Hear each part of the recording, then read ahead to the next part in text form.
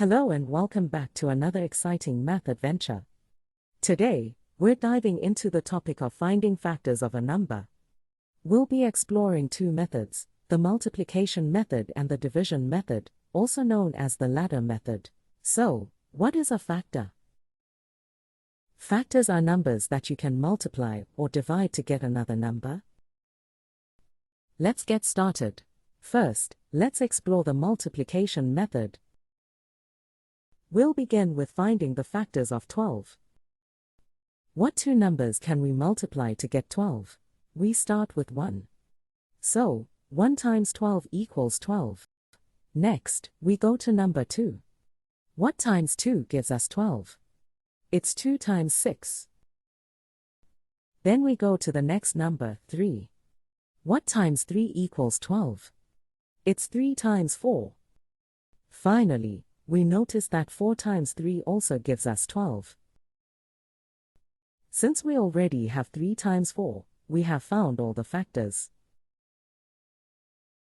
Quick tip: learning your times tables can help you easily find factors. Let's group the factors together. 1, 2, 3, 4, 6, and 12. Now, let's try another example. We'll find the factors of 25. We start by asking ourselves what numbers multiplied together give us 25. We know that 1 times 25 equals 25. Next, can 2 times a number give us 25 without a remainder? No, 2 cannot divide 25 evenly. Let's try 3. Can 3 times a number give us 25? No, it won't work. We keep trying. Since 2 couldn't go into 25, 4 won't work either as it is an even number. Let's try 5. What times 5 gives us 25? It's 5 times 5. Let's group the factors we found, 1, 5, and 25. Well done. Now, let's explore the ladder method or division method. We'll start by finding the factors of 100. 100 divided by 2 equals 50. 50 divided by 2 equals 25. 25 divided by 5 equals 5. 5 divided by 5 equals 1.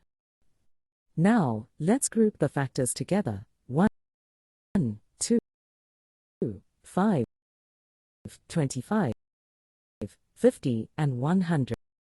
These are the factors of 100. Let's find the factors of 60 using the ladder method. We draw a line horizontally and start with division.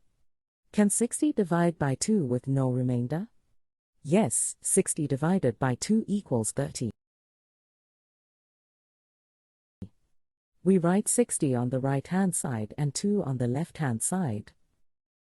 30 divided by 2 equals 15.